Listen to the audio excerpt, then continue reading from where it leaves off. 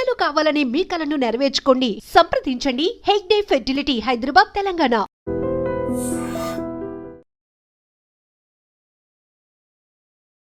నన్ను క్షమించండి నాన్న, మీకు నా మొహాన్ని చూపించలేకపోతున్నాను.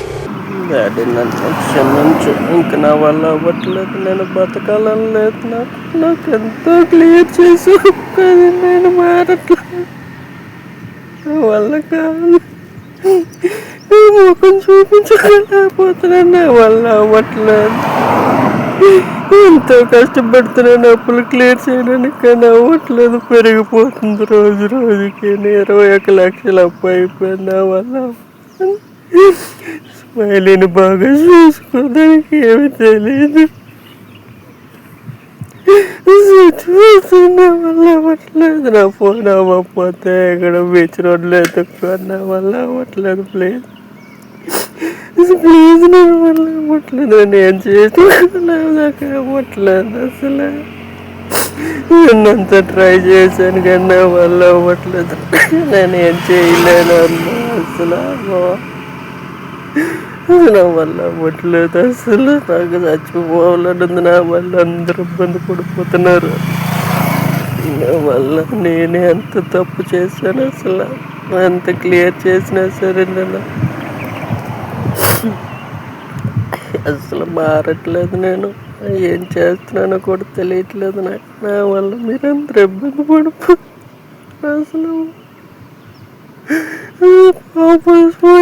దానికి ఏమి తెలియదు, బాగా పెంచండి, ఉంటాను, నా ఫోన్ పోతే అక్కడ ఎత్తుక్కొని బీచ్ రోడ్లో ఉంటాను, బాగుంటుందండి అందరూ. నన్ను క్షమించండి నాన్న, మీకు నా మొహాన్ని చూపించలేకపోతున్నాను. బెట్టింగ్ ఆడి 20 లక్షలు పోగొట్టుకున్నాను. ఇక ఎటు నాకు ఏ మార్గం కూడా కనిపించడం లేదు. కనీసం నేను ఎంతో కష్టపడినా, ఏ పనులు చేసినా కూడా ఈ అప్పులు తీర్చలేను, అందుకే చనిపోవాలి అనుకుంటున్నాను అంటూ ఓ యువకుడు చెప్తున్న ఈ సెల్ఫీ వీడియోలోని మాటలు ప్రతి ఒక్కరిని ఆలోచింప చేస్తున్నాయి, మరికొందరిని కోపానికి గురి చేస్తున్నాయని చెప్పొచ్చు.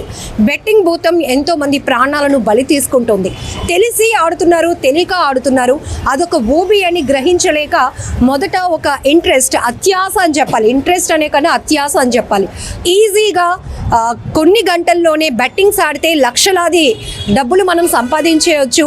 లగ్జరీ లైఫ్కి అలవాటు పడుతున్నటువంటి ఆలోచనలన్నీ కూడా ఇలాంటి ఈజీ మనీ వైపు మనల్ని టర్న్ చేస్తున్నాయని చెప్పొచ్చు.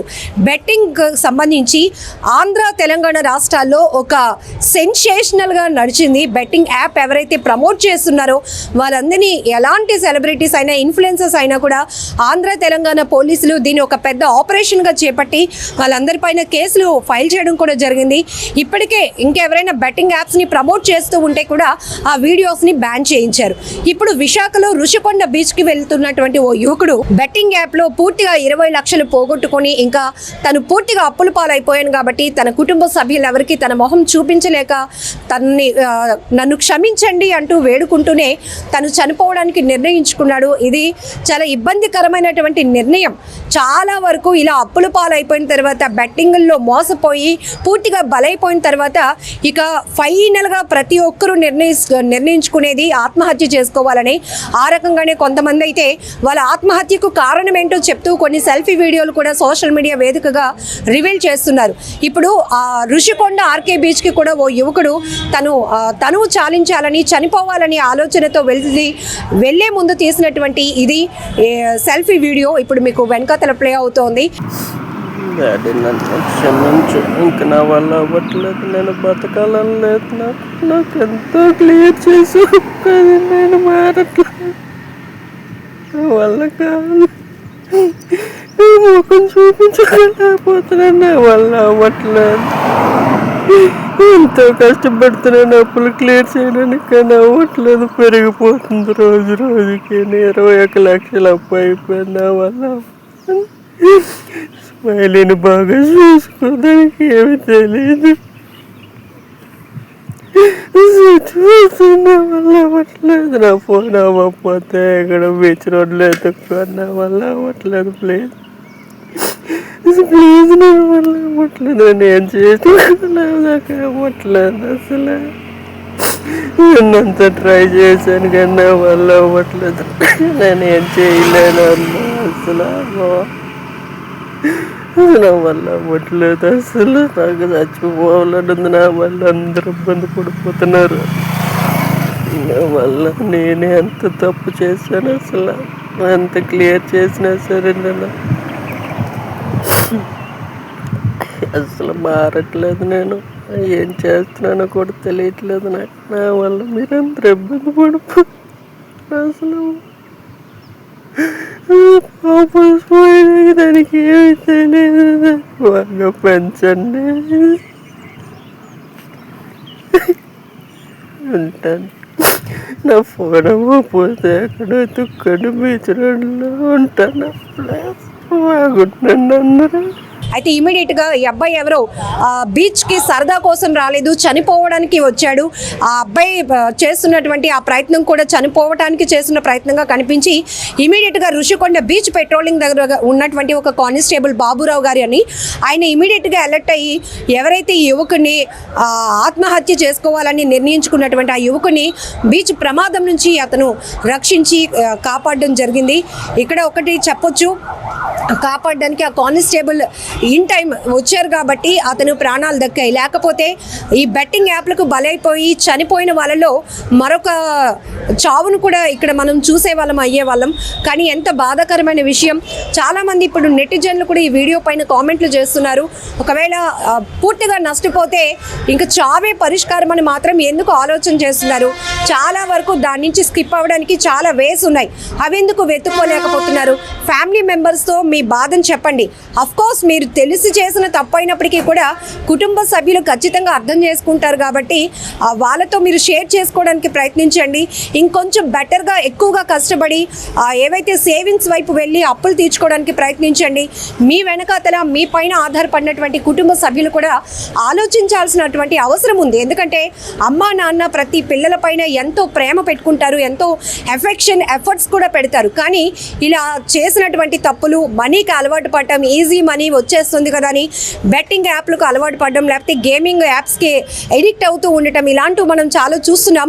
అంటే రాంగ్ వేలో వెళ్ళి ఎక్కువ సంపాదించాలి అనేటటువంటి దుర్బుద్ధి, అత్యాస చాలా వరకు ఆత్మహత్యల వరకు కారణమవుతుందని కూడా చెప్పొచ్చు.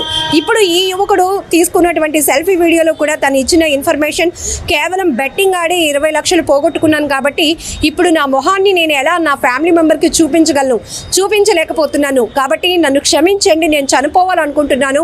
కాకపోతే నా చావుకి ఏంటి కారణమని తెలియచెప్పేందుకే ఈ సెల్ఫీ వీడియో తీసి మీకు పంపిస్తున్నాను అంటూ ఆ యువకుడు చెప్పినటువంటి మాటలు కొంతమందిని ఆలోచింపచేస్తున్నాయి, మరి కొంతమందికి అయితే కోపాన్ని కూడా తెప్పిస్తున్నాయి. ఇదొక ఫ్యాషన్ అయిపోయిందని నెటిజన్లు కూడా ఫైర్ అవుతున్నారు. పూర్తిగా తెలిసే చేస్తున్నారు. బెట్టింగ్ యాప్ల వల్ల ఎంత ప్రమాదం ఉందని తెలిసినప్పటికీ కూడా అత్యాశతో కొంత అమౌంట్ అక్కడ పెట్టడం, ఇంకా ఆడితే బాగుంటుంది, అయ్యో ఇప్పటికే కొన్ని లక్షలు లాస్ అయ్యాం, ఇంకొంచెం పెట్టి ఆడితే పూర్తిగా సెటిల్ అయిపోతామేమో, మళ్ళీ మన అమౌంట్ రిటర్న్ వచ్చేస్తుందేమో అని చెప్పి దీనికి ఒక కంట్రోల్ అనేది లేకుండా ముందుకు వెళ్ళిపోతూ ఆ ఊబిలోనికి దిగిపోతున్నారు. కోట్లాది రూపాయలు అప్పుల పాలైన వాళ్ళు కూడా ఉన్నారు. కొంతమంది అయితే పెళ్ళైన వాళ్ళు కూడా, వివాహం జరిగిన వాళ్ళు కూడా ఇలాంటి బెట్టింగ్ యాప్స్కి ఎడిక్ట్ అవ్వడం, మంచి మంచి జాబ్లు పోగొట్టుకోవడం, భార్య పిల్లల్ని అనాథలు చేసి వాళ్ళు చనిపోతూ ఉండటం, ఇలాంటివి చూస్తున్నాం. కొంతమంది అయితే తల్లిదండ్రులకు తీవ్రమైన కడుపు కోతను మిగులుస్తున్నారు. అలాగే ఫ్రెండ్స్ ఎవరో ఒకరు చెప్తున్నారని వాళ్ళ డైరెక్షన్లో వెళ్ళి బెట్టింగ్ యాప్లకి వాళ్ళు కూడా ఎడిక్ట్ అవుతూ ఉండటం, ఇలా చాలా కేసులు మనం చూస్తూ ఉన్నాం. ఏదేమైనప్పటికీ ఇక్కడ రైట్ టైంలో Rushikonda beach patrolling constable alert అవ్వడం వల్ల అతన్ని కాపాడగలిగాడు. లేదంటే ఆ కుటుంబం చాలా నష్టపోయి ఉండేది. ఇప్పుడే ఆర్థికంగా నష్టపోతే మరొక వైపు ఒక కుటుంబ సభ్యుడిని, కన్న బిడ్డని కూడా కోల్పోయి ఆ తల్లిదండ్రులు తీవ్రమైనటువంటి దుఃఖాన్ని ఎదుర్కొనేవాళ్ళు. కాకపోతే ఇక్కడ మనం ఒకటి ఆలోచించాల్సిన విషయం ఏంటంటే బెట్టింగ్ యాప్ల పైన ఒక ఉద్యమమే నడుస్తుందని చెప్పొచ్చు. ఎప్పుడైతే సజ్జనార్ గారు ఒక పోస్ట్ చేశారో విశాఖ సిపి గారికి, డీజీపీ గారికి, అక్కడి నుంచి మొత్తం ఈ తీగ కదిలి మొత్తం డొంకంతా కూడా కదిలిందని చెప్పొచ్చు. ఎందుకంటే బెట్టింగ్ యాప్స్ని ప్రమోట్ చేసిన వాళ్ళు చాలా హేమీలే ఉన్నారు. వాళ్ళొక సెలబ్రిటీలు, వాళ్ళొక ఇన్ఫ్లుయెన్సర్స్, అలాంటి వాళ్ళందరూ కూడా పోలీసుల విచారణకు అటెండ్ అవ్వడం, కొంతమంది పైన కేసులు ఫైల్ అవ్వడం, వాళ్ళు ఇప్పటికే ఒక్కొక్క యాప్ని ప్రమోట్ చేయడం వల్ల లక్షల రూపాయలు ఆర్జించి ఆలోచించినటువంటి సందర్భాలు ఇవన్నీ బయటకు వచ్చినాక ప్రజలకు అయితే ఖచ్చితంగా ఒక అవగాహన అనేది కలిగింది.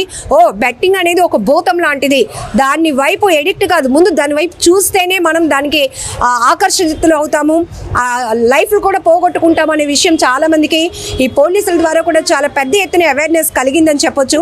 ఏదేమైనప్పటికీ దయచేసి బెట్టింగ్ యాప్ల జోలికి వెళ్ళొద్దు.